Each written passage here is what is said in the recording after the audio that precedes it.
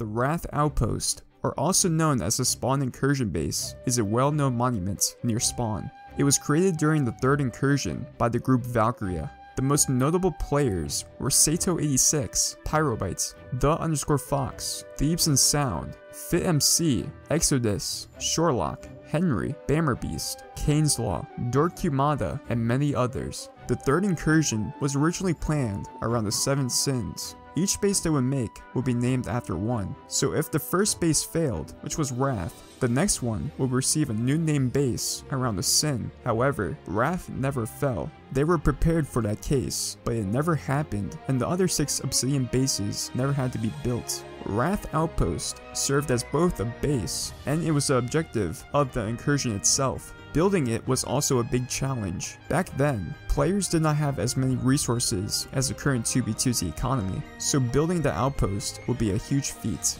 2B2T at the time was also going through 2 years without a single dupe exploit. A lot of duped items the Valkyries had was coming from 2013 dupe stashes that were starting to run dry. That, plus the logistics involved with transporting the resources, proved to be an annoyance. Sato86 personally had to use his alternate account to carry an inventory of ender chests full of enchanted golden apples for the rest of the group. Thankfully, he had some help. Pyrobites had access to the ender chest inf, which allowed them to dupe ender chests at Wrath, and Dorkumada sped up their construction with his MC build program after he built the melon castle next to it. This reduced the travels they made to bring obsidian and other materials to Spawn greatly. However, construction would sometimes stop when Pyrobite was not online, and the group ran out of ender chests. The design of Wrath Outpost wasn't planned. It was a mix of multiple player ideas. Players in the group named Dorkumada, Bammerbeast, and Pyrobites were the ones doing the external design. The dome on top of Wrath was originally just flat grass, which was taken down to create the final obsidian dome. The dome was the last addition, and the 4 giant eagles were built by Sato. The spawn beacon in the middle was also built by Sato, and Pyrobites would eventually place 1 block of bedrock in the middle of the spawn beacon. The architecture inside Wrath Outpost was mainly built by Sato. There was a series of long obsidian halls that stretched to each cardinal direction, starting from the center. However, it still seemed empty, so Sato constructed more hallways that connected to the cardinal hallways. These additional halls stood by the square walls of Wrath, forming 4 little plazas inside Wrath Outpost. Everything seemed to be going well, until their plans were somewhat interrupted. They had players like Jared2013, Talo112, Popbob, and others trying to attack them by interrupting or sabotaging the construction. On top of that, they had to deal with lava casts as well. Jared himself spent most of his armor sets trying to stop them from building Wrath, to the point that he had to start conserving his armor sets and repairing them at a place that would later become known as the Penny Dropper. The Penny Dropper was made by Jared2013 and Talo112 to combat the third incursion. The original name for it was Gold Farm and was only called the Penny Dropper after the incursion. It was 1,000 blocks south to Wrath Outpost. It's where they enchanted their items and had a gigantic gold farm which acted as a rebuff spot to repair armor when attacking each time. They lava casted over the Penny Dropper to make it safe and would be difficult to grief. Jared and Baloney Pony left it be as it was too powerful, flooding the farm with amounts of gold. The whole area later served as a spot where Jack the Ripper killed Jared2013 and took the original Tizona. Another conflict that happened was when Sato called an end to the third incursion and said they were pulling out of Spawn. A player who was guarding Wrath at the time, Henry, logged onto the server and was leaving Wrath Outpost until he saw who he presumed to be Tristan, using another account named Techno Scootaloo. Tristan began to attack Henry, and Henry tried to run away since he didn't want to fight, as Tristan had the client and gear advantage. Eventually, Jared2013 and Popbob showed up soon after and had Henry cornered between the 3 of them. There was definitely no way Henry could take all 3 of them, since all 3 were using ender pearls to catch up to him. This is where Henry would die.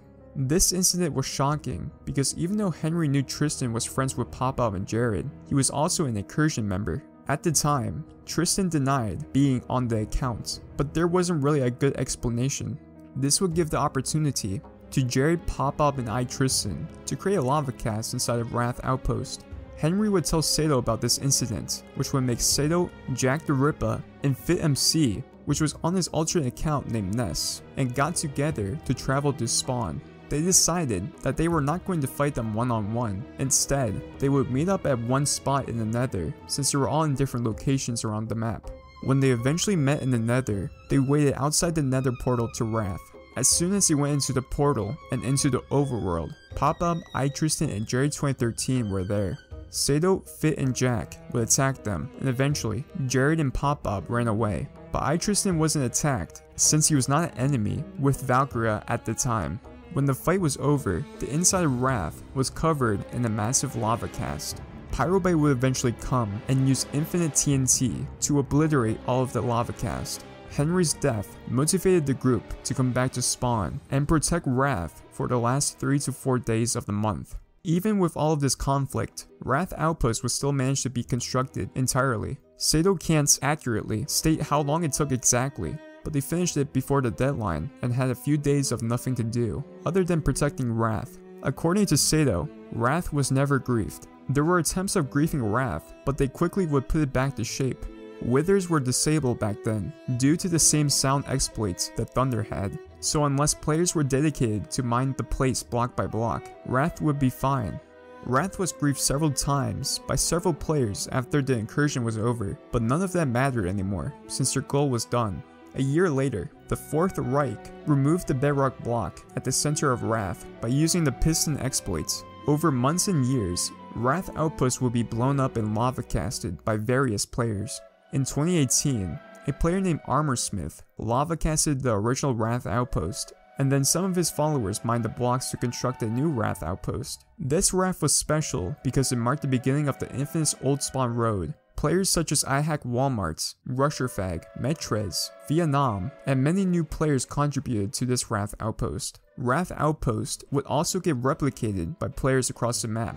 On August 29, 2019, Wrath Village was established when the players Nambros and Jacko Lover rebuilt Wrath Outpost at the coordinates x3000, z500. With the help of 4 other players, which were Cactus Duper, Dude Trash, CB_Gator, and Vexter232. It was built in the course of 9 hours after they used 9 shulkers of ender chests. When construction was over, other players were invited to come and build at the newly named Wrath Village, including a mob farm, placement of an indestructible end crystal, map art museum, a Valley of Wheat recreation, and an obsidian dinosaur skull. And instead of a piece of bedrock in the middle, like in the original Wrath Outpost, they used a sponge block instead. Eventually, the Wrath Village occupied 31 players. On September 3rd, 2019, an unknown player sent the coordinates of Wrath Village to another player who was named Enderpearl. He was live streaming at the time, and the viewer of his live stream leaked the coordinates to the public, leading to half a dozen unknown players coming to Wrath within the hour. The group, knowing that it was most likely the downfall of Wrath Village, they decided to defend the base as best as they could, killing all random players who showed up. When they were no longer able to, they griefed all non-obsidian builds themselves, so no other players could be able to do so, officially abandoning the project. On January 1st, 2020, a player named Speed Demon Zero decided to repair the original Wrath Outpost. There were a couple of reasons why Speed Demon wanted to repair Wrath Outpost. One reason was that he thought that not many players actually knew the history behind the original Wrath Outpost, and some players didn't even know what it was. When random players would come by, he would give them the story why it was built and the purpose behind it. He also wanted players to stumble upon Wrath Outpost and see it in person for their first time. Some players haven't seen Wrath Outpost in its current status for years. The other reason why he rebuilt it because he was getting tired of players creating Wrath copies instead of rebuilding the original, such as the second Wrath and opposite axis of the original Wrath and Wrath Village. Many players contributed to this Wrath Outpost.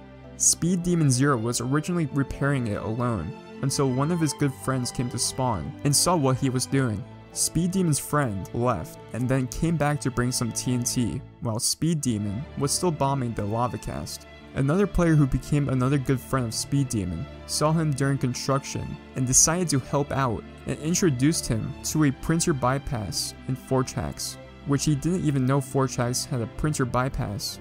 This saved Speed Demon a lot of time. After some time passed, tons of players contributed to Wrath, by defending it, doing some minor repairs, and even patrolling Wrath Outpost almost daily. While he was recreating the Wrath Outpost, he had some obstacles along the way. Wrath Outpost is 1,000 blocks away from spawn, and it was inevitable that players would stumble upon Wrath. Few even chose to grief it during its 4th day of restoration. Another thing was the Armorsmith lava cast. It was massive, and it took a week to clear the lava cast, but at the same time, Speed Demon was clearing the cast, and he was also rebuilding Wrath. When it was clear enough to construct, a strange moment during construction was from the schematic he had. It was unfinished, and some things were a bit off. Speed Demon had to rely on pictures and videos for accuracy. Wrath Outpost in the long run was hard to maintain. He maintained it for a month before he eventually water cubed it. On January 9th, 2020, Speed Demon finished construction of the new Wrath Outpost. For now, the Wrath Outpost still stands on Tubi Tutti, protected in a massive water cube. Sato86 does know that Speed Demon rebuilt the Wrath Outpost. He originally thought that it should have stayed dead until it was back to its full glory. He even gave a big positive message to Speed Demon and the group he is now a part of, which for Speed Demon was very heartwarming. Thanks for watching. I would like to thank Sato86, Jerry2013, Henry, Thebes and Sound, Kane's Law, Nambros, The MLG Fox, and Speed Demon Zero for their information for this video. Leave a like and maybe consider subscribing for more videos like this in the future. Anyway guys, stay fast and see you guys next time.